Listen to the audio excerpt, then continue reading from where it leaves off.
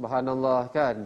Kita pun tahu bahawasanya bila diumumkan Selangor, Kuala Lumpur telah pun masuk ke fasa kedua, maka kita semua dah bersukaria. Okey, kita boleh keluar, kita boleh pergi bercuti dan sebagainya.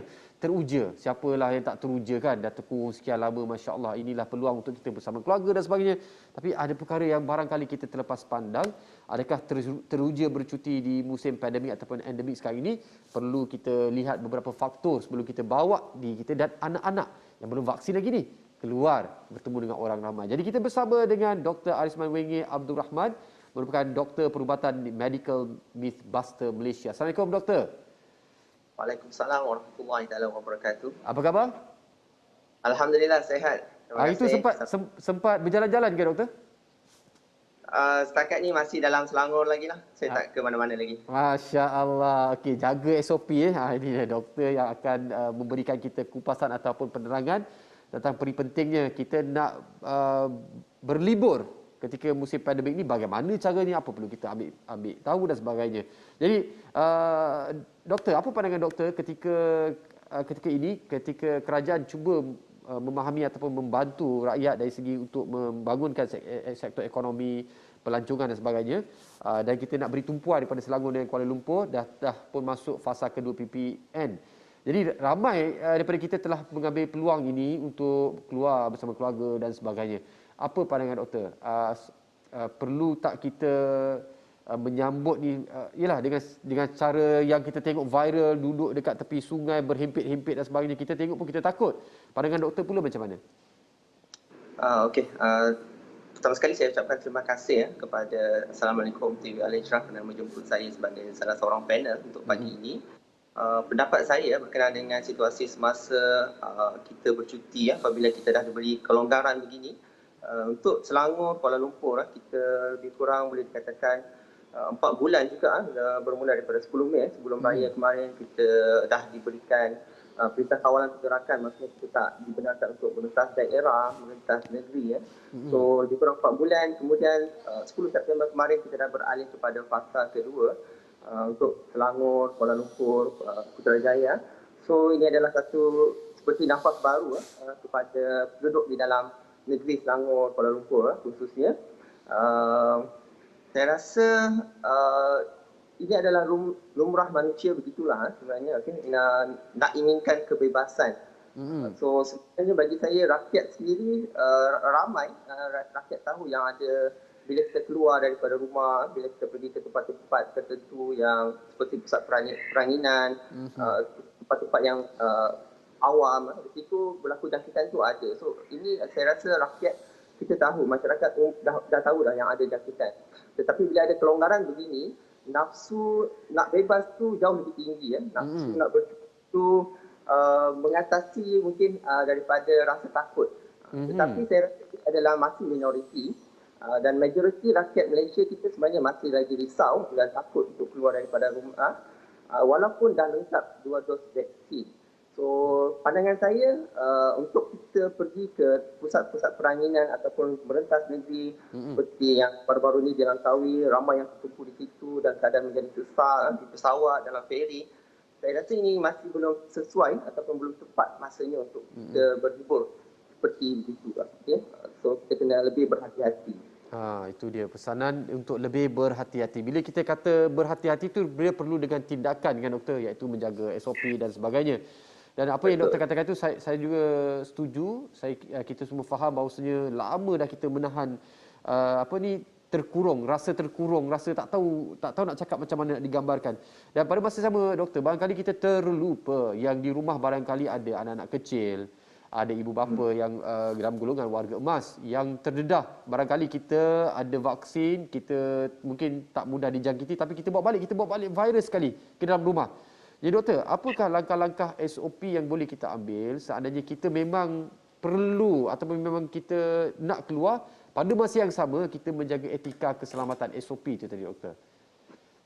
Okey, sebenarnya SOP kita sama seperti tahun lalu lah, daripada awal pandemik kita bermula, KKM memberikan kita SOP iaitu paling mudah kita ingat adalah amalkan 3W, elakkan 3S. So SOP itu masih berlaku sehingga sekarang dan kemungkinan besar walaupun kita dah lengkap 2 dos vaksin, SOP ini saya rasa masih perlu kita amalkan setiap hari apabila kita keluar daripada rumah. So kalau kita benar-benar amalkan SOP ini 100% kita berikan, kita pakai pelitup muka, cuci tangan, jaga jarak, semua elakkan tempat sesak. So sebenarnya penularan kita boleh dapat elakkan ataupun boleh jadi kita dapat mengurangkan hampir 90%. Okey. So dan lebih-lebih lagi sekarang pada waktu tahun 2021 ini sebenarnya kita lebih dicabar ataupun diancam dengan varian-varian ataupun mutasi virus. Bukan lagi kita berdepan dengan virus yang asal, virus strain yang lama iaitu Wuhan, malah yang virus varian baru seperti Delta ini jauh lebih bahaya. So pengamalan SOP sepatutnya jauh lebih baik, lebih tinggi berbanding dengan yang tahun sebelum ini. So SOP saya rasa yang perlu kita tingkatkan dari segi pelitup muka, mungkin sekarang kita dah perlu pakai double masking ataupun kita memakai dua pelitup muka. Baik. Satu pelitup muka bahagian dalam, pelitup muka dalam tu adalah pelitup muka perubatan. Okey, yang lapisi dengan satu lagi pelitup muka kain, fabric mask. Ini yang dikatakan sebagai double masking. So ini memberikan perlindungan kepada kita lebih kurang 85%. Saya rasa CDC dah tambah, dia punya buat upgrade menjadikan 95% kadar perlindungan apabila kita menggunakan double mask. Yang kedua, mungkin kita perlu tambahkan juga pemakaian penutup muka, face shield apabila kita keluar daripada rumah. Kalau tahun lepas penggunaan face shield penutup muka tidaklah sangat digalakkan, tapi tahun ini dengan berdepan dengan mutasi varian Delta begini, so dengan menggunakan double masking dan kita tambah juga dengan penutup muka walaupun kita bukannya frontliner seperti yang kita nampak di kaca TV. Dengan dua perlindungan ini sebenarnya dah boleh mengelakkan jangkitan berlaku untuk masuk ke dalam bahagian mukosa badan kita seperti di mata, hidung dan juga mulut. So dan selebihnya saya rasa sama, kita menggunakan hand sanitizer, bawa hand sanitizer apabila kita keluar daripada rumah. Kalau kita di tempat kerja, saya rasa lebih sesuai, lebih bagus sebenarnya kalau kita boleh cuci tangan dengan sabun. Dan ialah kalau kita berada di tempat-tempat yang ramai orang, tempat peranian, tempat mall contohnya pada hujung minggu sekarang di Selangor, Kuala Lumpur, saya tengok sangat ramai, besar, restoran-restoran dah penuh. So kalau boleh kita elakkan untuk pergi ke tempat-tempat ni. Sekarang ni kita dah kena jaga diri kita sendiri. Kita tak boleh nak bergantung dengan kerajaan untuk bagi arahan begini, SOP begini, tapi kita sendiri yang kena amalkan kesihatan awam sendiri yang kita maksudkan. Okay? So saya rasa SOP sama, cuma mungkin kita perlu tambahkan lagi sepatutnya apabila kita berdepan dengan varian-varian yang seperti Delta yang lebih bahaya ini. Baik, Masya Allah. Satu peringatan yang bagus. Maksudnya dua face mask sebaiknya. Betul. Dan pakai satu lagi face shield sebaiknya. Dan seperti biasalah jaga penjarakan dan cuci tangan dengan sabun ataupun hand sanitizer. Dan doktor, kalau kita tengok tadi gambar-gambar yang dipaparkan juga, ada suasana berlibur di sungai dan sebagainya. Nak berenang-berenang dalam kolam dan sebagainya, doktor, macam mana nak pakai face mask? Doktor, tercabut semua, doktor.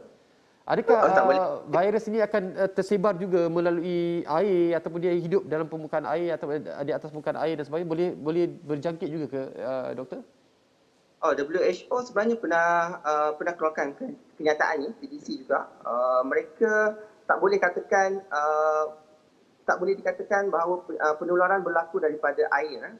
Tidak ada bukti. Mungkin belum ada kajian yang menyeluruh terhadap situasi begini. Tapi kemungkinan besar tidak berlaku penularan daripada air. Maksudnya kita menelan air, contohnya kita pergi swimming pool, kita tertelan air tu, susah untuk kita katakan penularan berlaku di situ.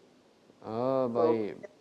Boleh jadi penularan tu berlaku apabila kita bersembang dekat ataupun ada orang batuk di tepi kita waktu itu tak pakai face mask. Sebab kalau kita beraktiviti, apalagi kalau berenang, memang kita tak boleh pakai lah face mask, bersih muka semua tak boleh nanti kan. Ya, dan doktor, kalau apa nasihat doktor kalau macam kadang saya terserempak keluar bertugas, saya nampak ibu bapa bawa mereka adalah tunjuk vaksin dan sebagainya. Tapi dia bawa baby, doktor, anak kecil, tak ada pun face mask yang sesuai untuk letakkan di muka. Saya rasa saya risau bila tengok, ya Allah, dia bawa baby kecil kan. Keperluan yang nak dibawa baby tu. Apa nasihat doktor kepada mereka yang ada anak kecil-kecil yang memang kita tahu confirm belum ada vaksin untuk mereka buat masa ini. Apa mara bahaya yang kita sebagai ibu bapa dedahkan kepada anak-anak kecil, bawa kepada mall, pergi ke pusat peranginan dan sebagainya? Okey, so saya rasa situasi ini kita dah makin makin kerap kita tengok juga. Saya sendiri di klinik pun tengok juga kes ibu bapa yang bawa anak, padahal yang sakit mak dia, tapi dia bawa juga anak dia yang berumur bawah 2 tahun. So untuk kanak-kanak ataupun bayi yang bawah berusia daripada 2 tahun ini, sebenarnya CDC, WHO dah memberikan satu guideline untuk mereka. Penggunaan face mask tak boleh diberikan, pelitup muka tak boleh dipakaikan untuk mereka kanak-kanak yang berumur bawah 2 tahun. So ada risiko untuk mereka sesak nafas, mereka tak boleh nak buka, kalau mereka rasa sesak nafas tu mereka susah nak buka face mask tu. So risiko untuk lemas tu ada. So untuk bawah 2 tahun kita WHO CDC sarankan apabila keluar daripada rumah guna penutup muka. Okay? So saya rasa di Shopee, di online kita boleh dapatkan face shield untuk bayi ini yang ada topi so sangat comel. Dan ini yang sesuai untuk mereka pakai apabila keluar daripada rumah. Dan untuk ibu bapa, dia pakai pelitup muka, dan juga pelitup muka adalah yang terbaik. So dan sebaiknya untuk yang kanak-kanak ni sebenarnya mereka adalah golongan berisiko tinggi yang patut kita lindungi. So kalau boleh bawa ke tempat yang mereka perlu keluar.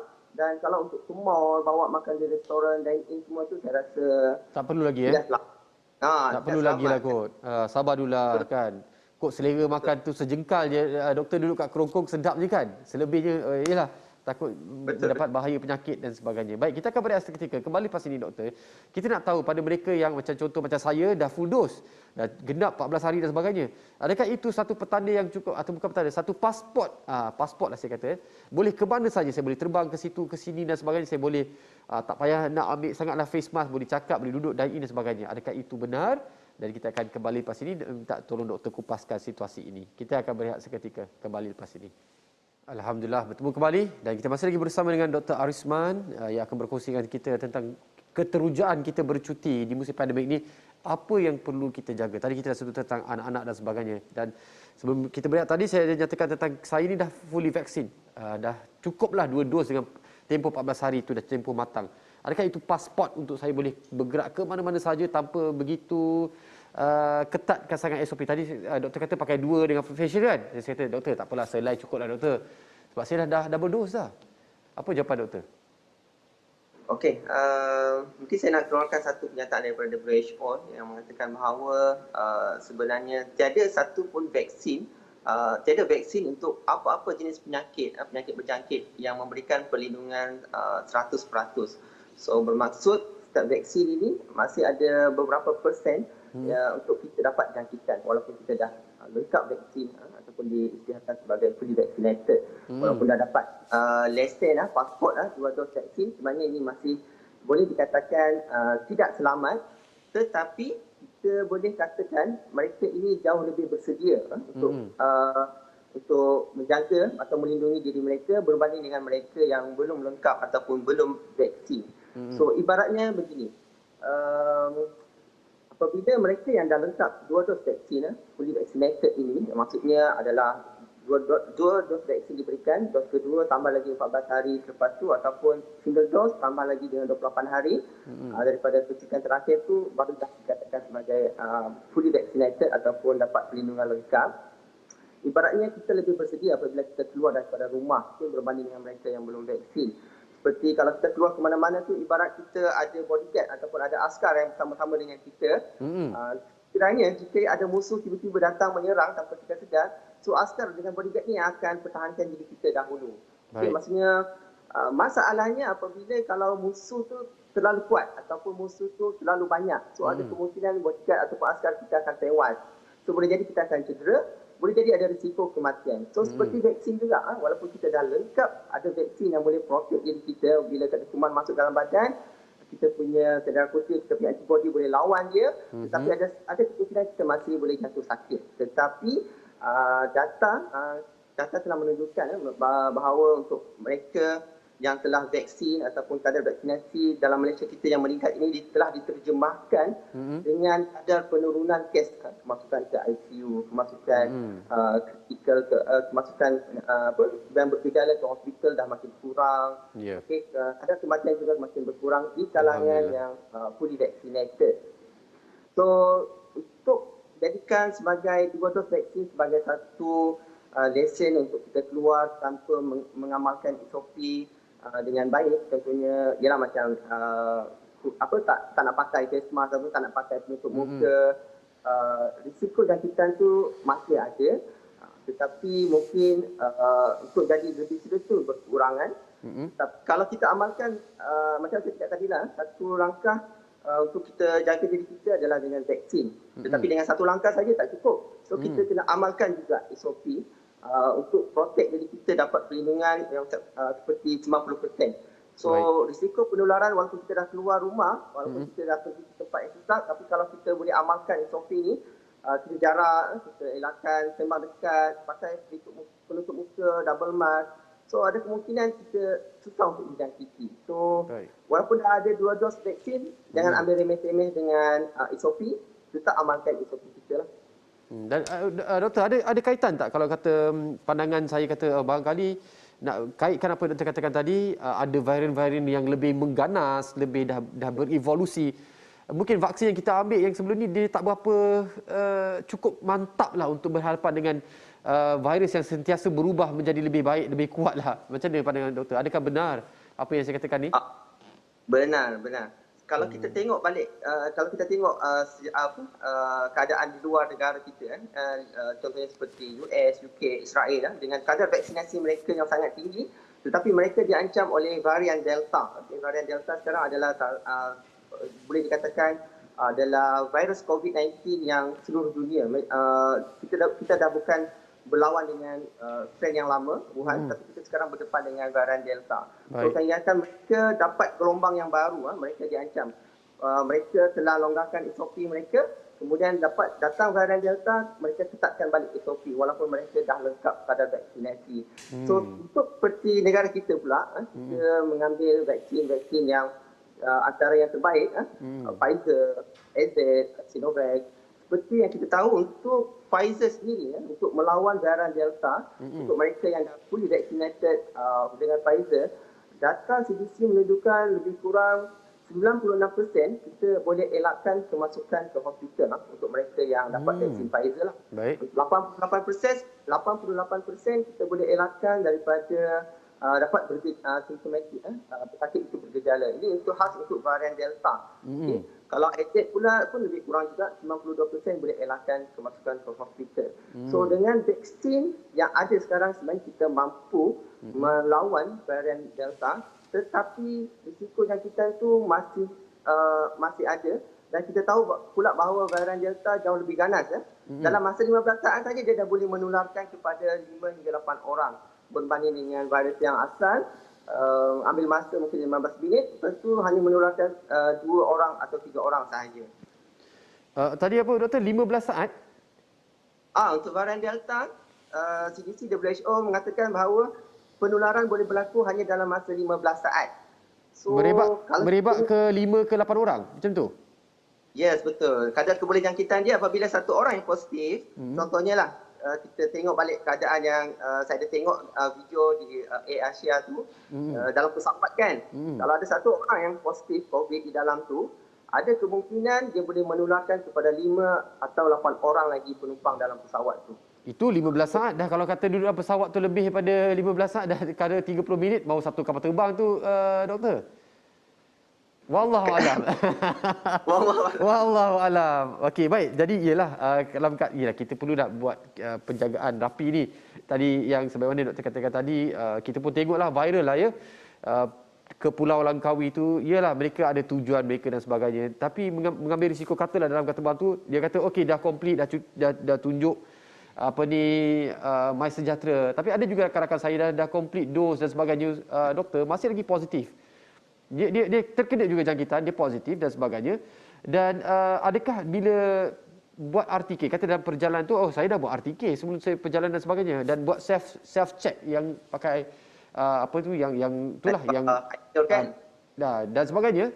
Dan adakah itu memadai untuk menjamin keselamatan orang yang berada bersama-sama dalam perjalanan seandainya ada antara di kalangan mereka itu positif?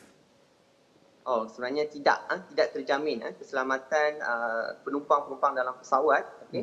Walaupun yang berada di dalam pesawat tersebut ataupun dalam feri itu adalah mereka yang telah lepas ujian swab test, RT-K, antigen ataupun RT-PCR. Walaupun dah mereka lengkap dua dos vaksin sahaja yang dibenarkan untuk naik ataupun untuk pergi ke Langkawi, masih kita boleh katakan tidak selamat sepenuhnya. Okay? Kita tahu bahawa RT-K antigen untuk yang nasopharyngeal swab punya ni, yang kelipan hidung, memberikan sensitivity 90%. Okay, so ini sebenarnya tinggi ya. Dan juga specificity dia adalah 100%. Sensitivity untuk RT-K antigen, kenapa kita katakan masih dikatakan 50%? Kerana kalau kita tengok pada PCR, kita ada pernah dengar P value. So untuk P value ni lebih kurang untuk RT-K antigen dia tak boleh detect kesan kalau virus tu terlalu sedikit ataupun CT value dia lebih daripada 30. Padahal CT value atas 30 hingga ke 40 tu masih dikatakan positif. Tetapi dengan ujian RT-K antigen kita tak boleh kesan. So seolah-olah mereka negatif. Jadi negatif, tapi sebenarnya mereka positif. Dan ini hanya boleh dikesan melalui PCR. Okey, itu sebab RT-K antigen kita tak boleh katakan 100% kalau dia negatif tu betul-betul negatif. So walaupun sensitivity dia agak tinggi 90%, tetapi dia masih lagi dijadikan sebagai ujian saringan. So kita tak boleh katakan dia negatif RT-K antigen sewaktu sebelum dia naik pesawat, so dia tak ada COVID. So tak boleh katakan begitu. Kita juga dengan ujian iLeo, saliva test, ujian sendiri yang orang boleh buat sendiri di rumah, pun sama. Sensitivity dia agak tinggi, 90%. Specificity dia untuk mengesan virus COVID-19 itu adalah 100%. Saya tidak ada masalah untuk RT-K antigen dijadikan sebagai ujian saringan. Okay, kita boleh teruskan. Tetapi untuk katakan kita selamat tu masih tidak. Jadi kita masih perlu amalkan SOP dalam pesawat misalnya, ataupun dalam feri ataupun perjalanan untuk pergi ke pusat pelancongan seperti di Langkawi yang baru-baru ini. Kalau ditanya saya, jika naik pesawat tu dalam walaupun dia dah lengkap vaksin, dah RT-K negatif, tapi berada dalam ruangan yang sempit, dalam pesawat dalam ruangan sempit, ruangan tertutup, ventilasi kurang baik, aircon pula. So jauh lebih daripada 15 minit duduk rapat pula. Kalau kita tengok pada dalam video tu ada yang buka mask pula sambil makan.